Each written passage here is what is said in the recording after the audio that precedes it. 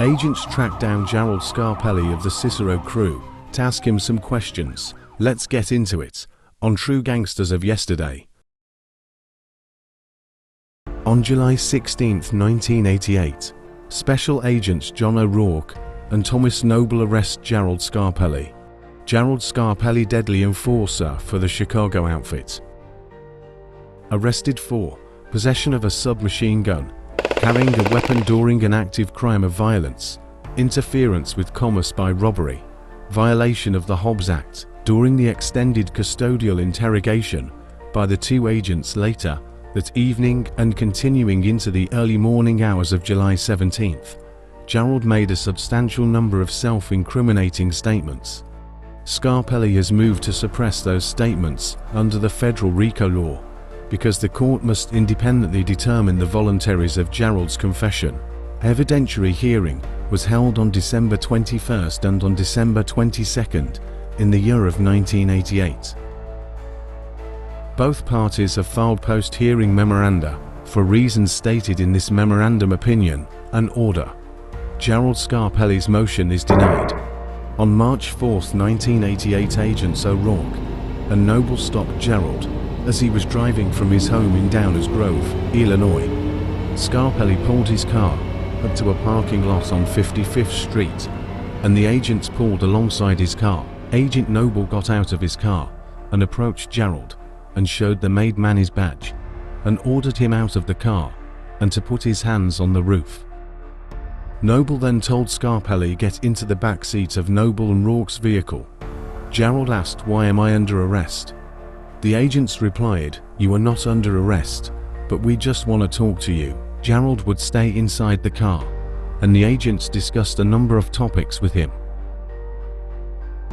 They questioned Gerald about an ongoing narcotics investigation, but Gerald denied any involvement with that and said he didn't participate in that type of activity, and he didn't even use aspirin. The agents asked him about the shooting of Dominic Senezer. He claimed he had an alibi for that crime, but would prefer to give that information in the presence of counsel. The FBI then told Gerald they had been investigating him for 18 months.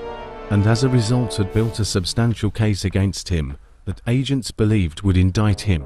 Agents then told Gerald they were seeking his cooperation. The FBI also knew Gerald was recently chosen to be a made man in the Chicago outfit. Agents most likely knew this, looking for a weak link in the outfit, even though Gerald was a very tough guy on the street with his hands. Known as one of the toughest men in the Chicago outfit at one time, feared enforcer for Joe Ferriola, street boss of the legendary Cicero crew, and front boss of the Chicago outfit. Agents told Gerald they were seeking his cooperation with the government, and they had surveillance video of him meeting with various members of organized crime, and Gerald denied any involvement with the Chicago mob and said, "It would go against my grain to become an FBI informant." Agents asked Gerald if his lawyer was Edward Jensen. He replied, "I don't know," and asked whether he needs one. Agents would then serve Gerald with a grand jury subpoena.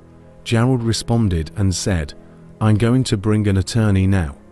Scarpelli testified the entire meeting lasted 20 to 30 minutes. After the agents left, Gerald called his lawyer's partner Jeff Steinbach. He met Gerald later that afternoon at Steinbach's office in downtown Chicago and described the encounter to Steinbach. The lawyer then called Strikeforce attorney John Burley. Steinbach asked whether the grand jury subpoena, which required fingerprints and photographs, required Gerald to be there on March 10th, and if other arrangements were possible. Burley agreed to alternative arrangements. Steinbach then asked if Gerald was a target of an investigation. Burley said no, that he wasn't, but his conduct was being considered in connection with the conduct of others, and would consider notifying him if there was any change in Gerald's status. Steinbach asked Burley to make a note that Gerald's lawyers be present any future contacts between the government and Geraldscarpelli. On March 14th, accompanied by Steinbach, went to the FBI to comply with the subpoena. Noble and O'Rourke met Scarpelli there. Steinbach told the agents Gerald did not wish to speak to them. He asked to be present while Gerald was being photographed and fingerprinted, and was denied. After his photos and fingerprints were done, the agents proceeded to try and flip Gerald by asking for his cooperation. They told Gerald they had strong evidence against him for his criminal involvement, and there was strong possibility they would have a future case against him. They also warned him that his life was in danger because of a syndicate assassination. Gerald still refused to cooperate.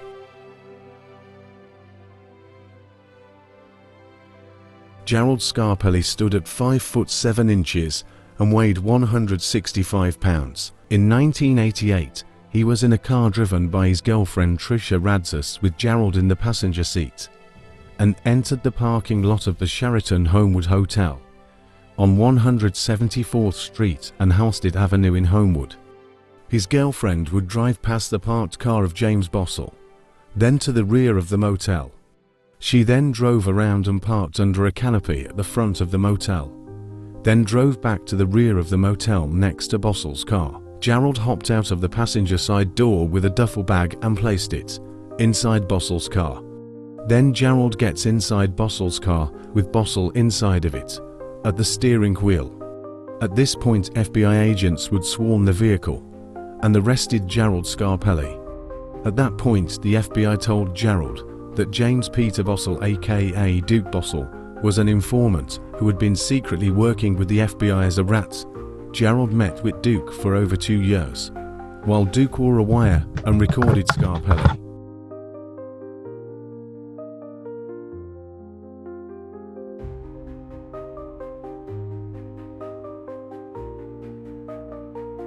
Duke had caught a number of heavyweights on the wire. Plenty of legendary Cicero crew members could be heard on the wiretap thanks to Duke. The Cicero crew was now infiltrated by the FBI. They also told Gerald that several surveillance photos were took of him with his fellow associates. The FBI was informed about a residential burglary that took place out of state in Indiana in August 1987. Which Gerald and his associates robbed a safe filled with $30,000 worth of cash while carrying the MAC-10 submachine gun during the robbery, which was caught on surveillance. The FBI had also recorded Scarpelli and his associates splitting up the money with each other. And also another situation occurred in which a Chevy and Ford van was stolen, now hidden inside a garage at the Champion Liquidators Garage, 3712 West Lemoyne Avenue on the north side of Chicago, where the FBI found a duffel bag containing the MAC-10, Halloween masks, as well as revolvers, walkie-talkies, handcuffs, gloves, numbers and frequencies of various law enforcement. Don't be afraid to make a kind donation to the channel by using Cash App. Every friendly donation helps the channel grow.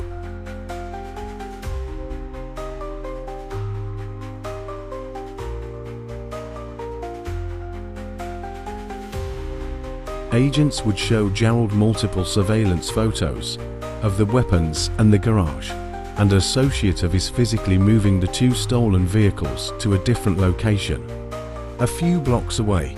In the late summer of '87, agents instructed Geraldscarpelli that they had him under close surveillance during a period of time where him and Duke planned to rob a Bowen jewelry store. Agents showed him photos of him scoping out the joint, physically looking through the jewelry store window, and has been seen looking at the burglar alarm box at the back of the store on several occasions. Gerald was on federal parole at the time. Agents let him know this and would tell him, "You also got a fresh charge for the pistols and machine gun." Gerald would go on to say, "Boy, you guys are pretty slick. You got me real good." Just before 9 p.m., Gerald is moved into an interview room on the 9th floor, seated and handcuffed to the chair. Agents once again read Geraldscarpelli his rights. Gerald then said, "I have been through it before." Gerald was then asked to sign the waiver part of the form. He responded, "No, Jack, I don't want to sign it right now. Let's talk for a while first. Then I will sign it." Gerald pushed the form back on the desk until he did end up signing it. Later that evening, Gerald was offered to call his lawyers, and the phone was pushed towards him. He said he didn't want to risk his arrest being leaked to the Chicago outfit.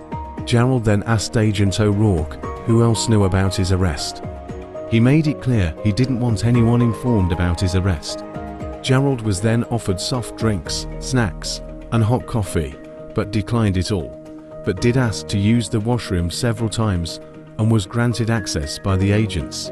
Agents laid out all the evidence against him and discussed various crimes he was suspected of being involved in. He was told to tell the truth and cooperate fully by providing information.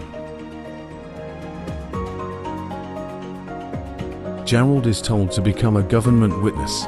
Agents wanted his total cooperation. All the information provided by him would be carefully checked out. He would be expected to testify in federal court and actively participate in FBI investigations. The conversation lasted about 30 to 40 minutes. At 10:30 p.m. Gerald asked about his girlfriend Radzis, asking if she was in the FBI office and had she been arrested. He worried that his girlfriend might call someone about his arrest. Agents would then bring Scarpelli's girlfriend to him, the interview room. Agents allowed the couple to talk alone for 10 minutes. He told his girlfriend that he wanted to continue speaking with the agents, and he did not want her making any phone calls. He wanted to keep it a secret that he had been arrested. At 11 p.m., just before midnight, Geraldscarpelli decided to cooperate. He answered all the agents' questions, then they all took a 45-minute break. They then had him sign the waiver as Gerald stated that he would later and did. The agents then signed as witnesses. After Gerald signs, agents discussed the form his cooperation might take. Essentially, the agents proposed that Gerald wear a wire and meet with other members of the Chicago mob. After providing information for a period of time, Gerald said he would be willing to meet with other syndicate members, but could not change his normal method of living. To avoid any suspicion, he would have to be free and not under close surveillance. I hope you enjoyed part 1. Look out for part 2 of this documentary coming soon. Thanks for watching True Gangsters of Yesterday.